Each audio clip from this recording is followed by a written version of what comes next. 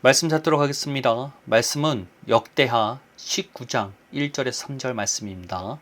역대하 19장 1절에서 3절 말씀 다 찾으셨으면 제가 낭독하겠습니다.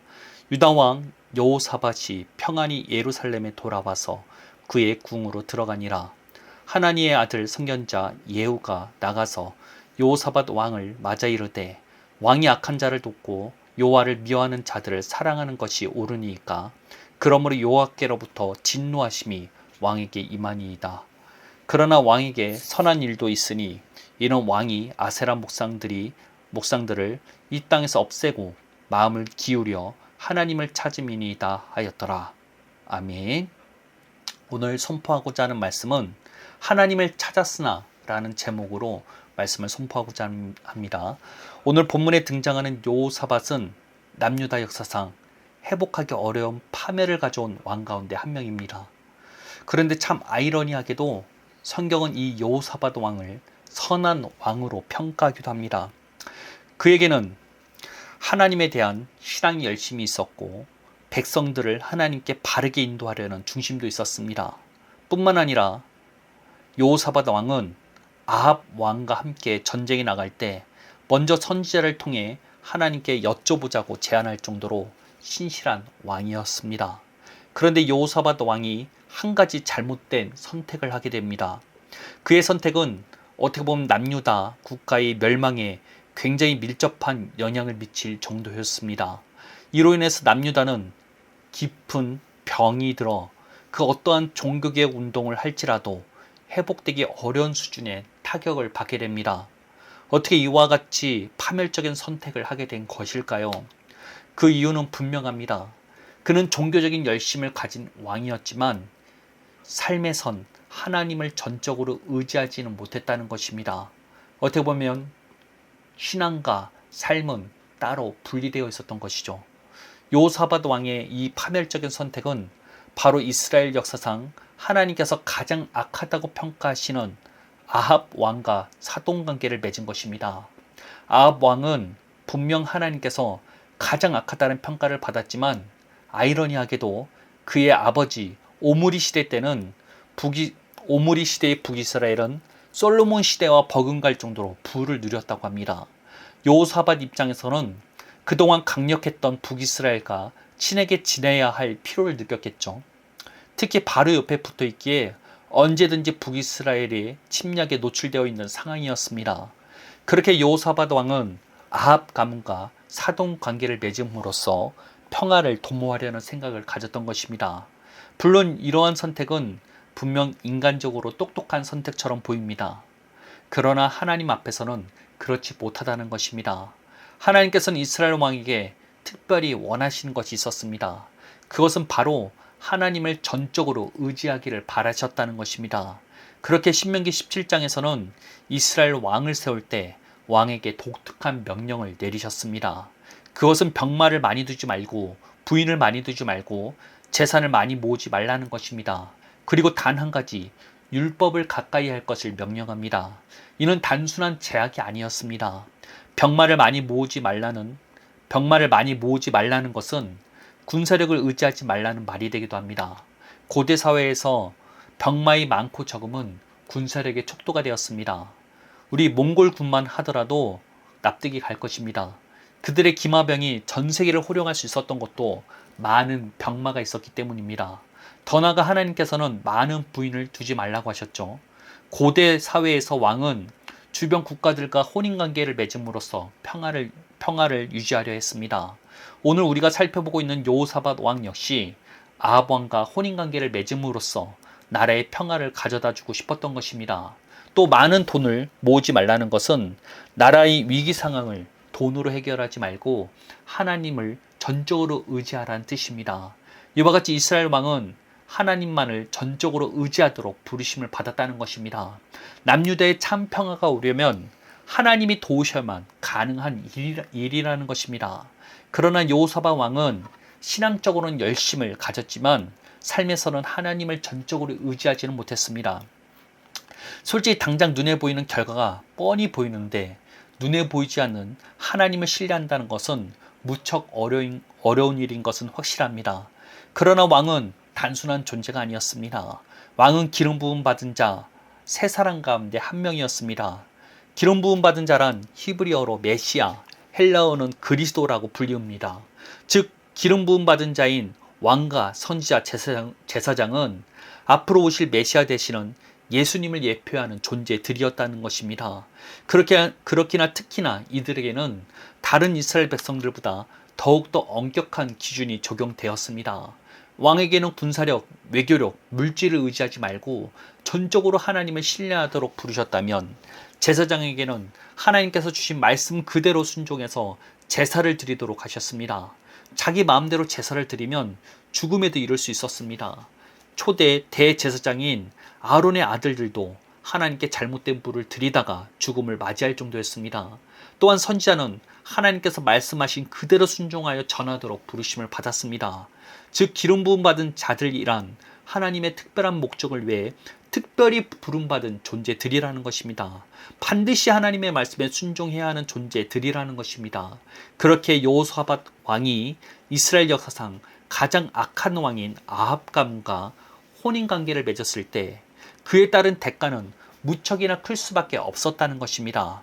더욱더 심각한 것은 여호사밧 왕의 평판이 무척 좋았다는 것입니다. 그렇게 백성들에게 선하다는 평가를 받는 여호사밧 왕은 더욱더 안 좋은 영향력을 미치게 되었습니다. 선한 왕 여호사밧이 아합 왕과 사돈관계를 맺으면서 백성들은 알게 모르게 우상 숭배에 대한 경계심의 문을 열어주게 되었다는 것입니다. 백성들은 아무 비판 없이 우상 숭배를 하게 된 것입니다. 사실 우리나라 교회도 이러한 비슷한 일이 일어났죠.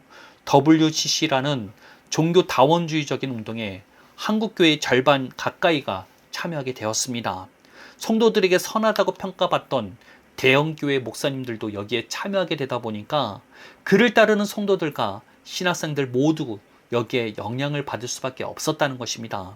어떻게 보면 여호사밧 왕의 잘못된 선택이 이와 같았다는 것입니다. 백성들은 선한 왕의 행동에 다 이유가 있을 것이라고 생각하였고 자연스럽게 이방 신상들에 대한 우상 숭배에 가까워졌다는 것입니다. 그 결과 끔찍했습니다. 아합의 딸 아달랴와 결혼한 여호사밧의 아들 요람은 하나님을 섬기는 신앙에서 완전히 벗어나게 되었고 자신의 형제들을 죽이는 만행까지 저질렀습니다. 그의 아들 아하시아가 왕이 되지만 그는 1년 만에 죽게 되었고 이에 아달랴, 그러니까 아합의 딸이죠. 그 아달랴가 폭주해서 다윗의 후손들을 모두 죽이려고 합니다. 이로 인해서 단 한 명의 아기 요아스만 남고 모두 몰살당하게 되는 전무후무한 위기를 맞게 됩니다. 이 한 번의 잘못된 선택이 130년 동안이나 유다를 깊은 타락의 수렁에서 빠져나오지 못하게 만들었다는 것입니다. 이와 같이 기름 부음 받은 자는 그들의 선택과 행동에 엄청난 영향을 미치게 되어 있다는 것입니다. 그런데 그걸 아십니까? 새 언약을 맺게 된 자들은 모두 특별한 부르심을 받은 존재들이라는 것입니다. 과거에는 특별한 사람들만 기름 부음을 받았습니다.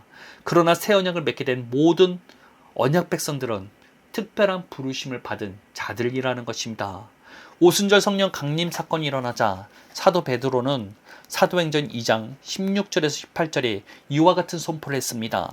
이는 곧 선지자 요엘을 통하여 말씀하신 것이니 일러스되 하나님의 말씀하시기를 말세에 내가 내 영을 모든 육체에 부어주리니 너희 자녀들은 예언할 것이요 너희의 젊은이들은 환상을 보고 너희의 늙은이들은 꿈을 꾸리라. 그때 내가 내 영을 내 남종과 여종들에게 부어주리니 그들이 예언할 것이요. 여러분, 예언하고 환상을 보고 꿈을 꾸는 것은 어떤 자들이 하는 행동일까요? 바로 선지자들이 하는 행동이었습니다. 이 말은 새 언약을 맺고 성령을 받은 모든 백성들은 선지자와 같은 부르심을 받게 되었다는 말이 되기도 한다는 것입니다. 뿐만 아니라 베드로전서 2장 9절에서는 우리를 왕과 같은 제사장들이라고 말씀하고 있습니다. 즉 성경은 과거 특별한 부르심을 받았던 왕, 선지자, 제사장과 같이 우리들 역시 특별한 부르심을 받은 존재들이라는 것입니다. 내가 평신도인데요. 핑계는 하나님 앞에 댈 수 없다는 것입니다. 왜냐하면 우리 모두가 하나님의 특별한 부르심을 받은 기름 부음 받은 자들이기 때문입니다.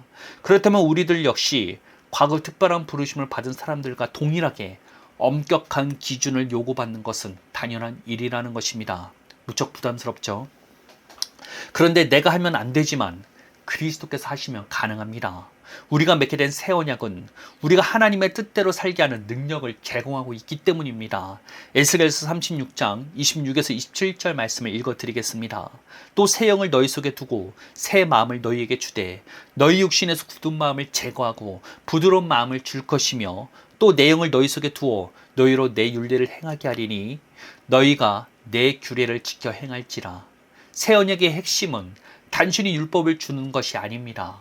우리의 마음을 굳은 마음에서 부드러운 마음으로 바꾸시고 하나님의 영을 우리 안에 두셔서 행할 수 있도록 직접 이끄시는 것입니다. 에레미야서 31장 33절 말씀은 또 이와 같이 예언합니다. 내가 나의 법을 그들의 속에 두며 그들의 마음에 기록하여 나는 그들의 하나님이 되고 그들은 내 백성이 될 것이라. 옛 언약의 법이 돌판에 새겨진 외부의 규범이었다면 새 언약의 법은 성령을 통해서 우리의 마음과 생각에 직접 기록된다는 것입니다. 더 이상 억지로 지키는 것이 아니라 마음으로부터 우러나와 하나님의 법을 기뻐하고 따르게 된다는 것입니다. 차이점을 아시겠습니까? 옛 언약의 백성들은 지켜야 했지만 새 언약의 백성은 지키게 만들어 주시겠다는 것입니다. 그렇게 로마서 8장 2절에서 4절 말씀은 이와 같이 선포할 수 있는 것입니다. 이는 그리스도 예수 안에 있는 생명의 성령의 법이 죄와 사망의 법에서 너를 해방하였습니다. 육신을 따르지 않고 그 영을 따라 행하는 우리에게 율법의 요구가 이루어지게 하려 하심이니라. 그런데 왜 오늘 믿는 우리들은 이러한 복음의 능력을 온전히 경험하지 못하고 있는 것일까요? 그것은 새 언약에 요구하는 하나의 조건, 바로 믿음을 우리가 제대로 이행하고 있지 못하기 때문입니다. 성경이 말하는 믿음은 그저 인정하고 동의하는 수준의 믿음을 말하는 것이 아닙니다. 말씀대로 생각하고 행동하는 데까지 이르는 것을 믿음이라고 말합니다. 비가 온다는 예보를 보면 자연스럽게 우산을 챙겨 나가는 것처럼 말입니다. 그리고 이러한 믿음을 가장 잘 표현하는 것이 사도 바울의 자기 부인이라 생각합니다.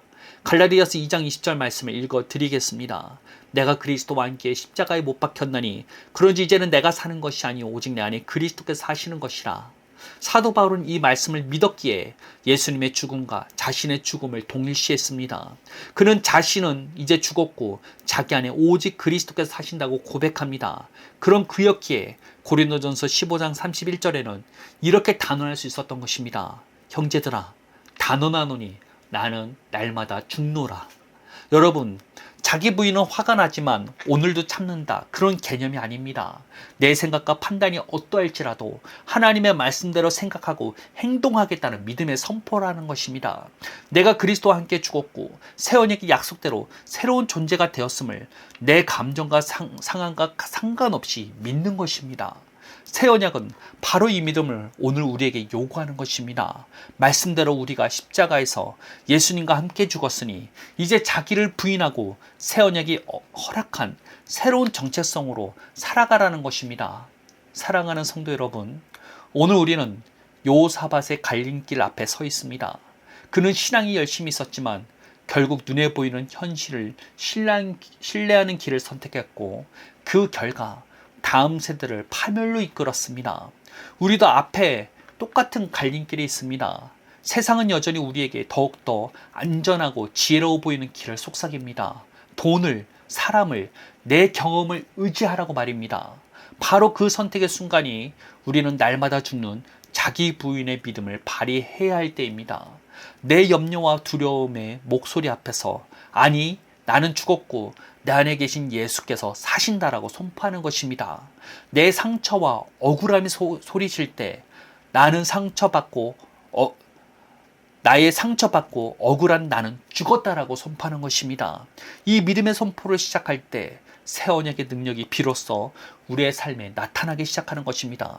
굳었던 마음이 부드러워지고 불가능했던 순종이 가능해지며 우리를 통해 하나님의 거룩한 나라가 세워져 가는 것을 보게 될 것입니다. 우리는 더 이상 평범한 존재들이 아닙니다. 그리스도의 피로 맺은 새 언약 안에서 우리는 이 시대를 향한 하나님의 왕과 같은 제사장이요 거룩한 선지자들로 부름 받았다는 것입니다.